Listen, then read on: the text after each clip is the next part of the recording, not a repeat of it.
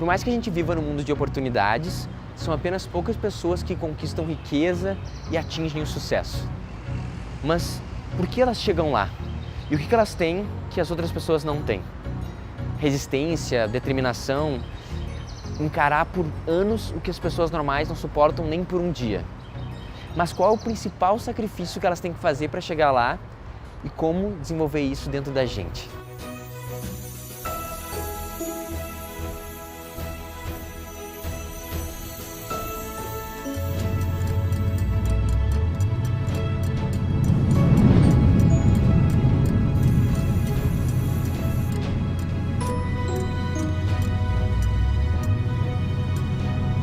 Você sabia, quando a gente está falando de sacrifício e recompensa, a maioria das pessoas de sucesso compartilham um detalhe em comum que normalmente passa despercebido. Ao longo desse vídeo eu vou mostrar esse detalhe e como trazer ele para a tua vida. Mas antes, não se esquece de se inscrever no nosso canal e clicar no sininho para saber sempre que a gente postar novos vídeos.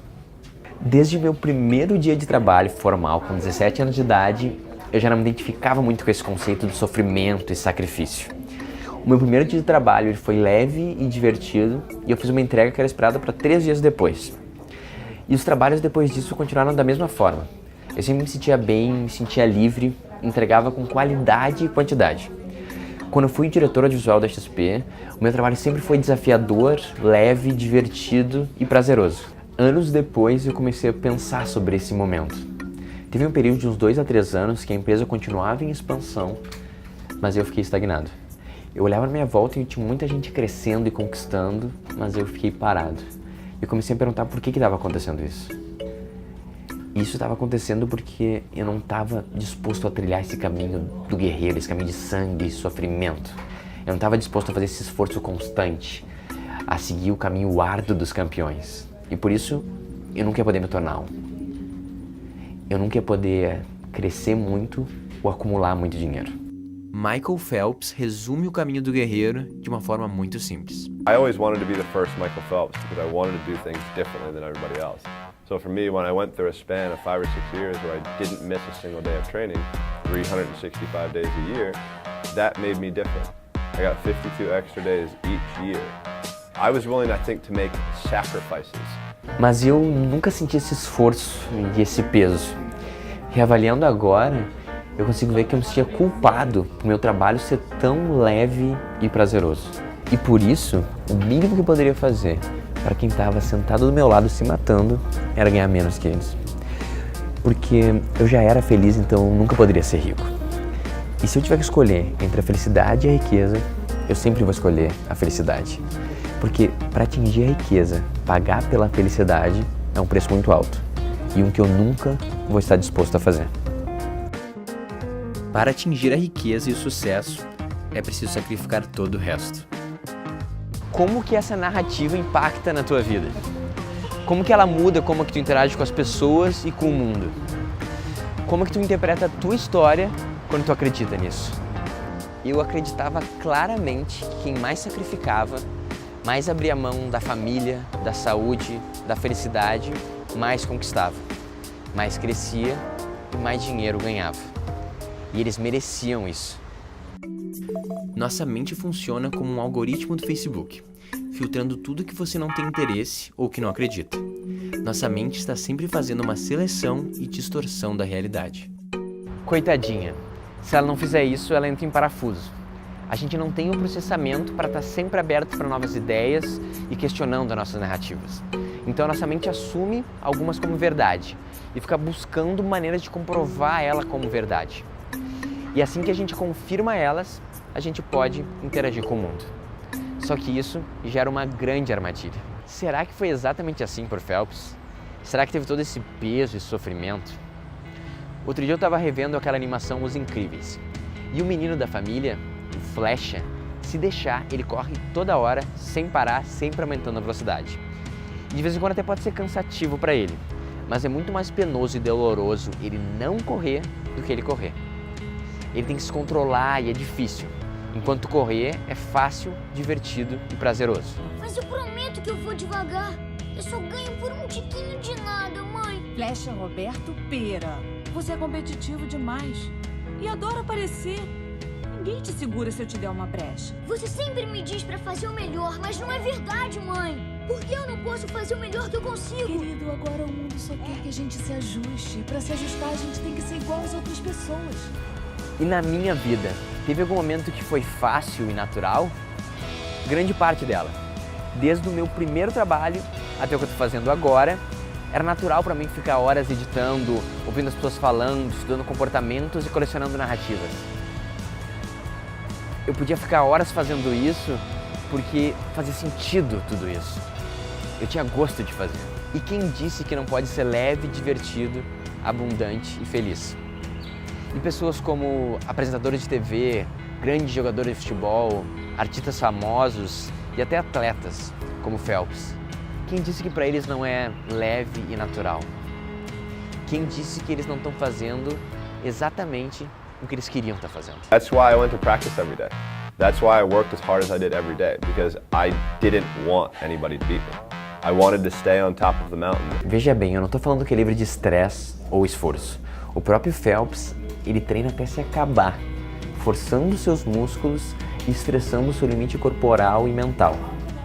Os desafios fazem parte do crescimento. E só quando a gente estica os nossos limites que a gente se desenvolve.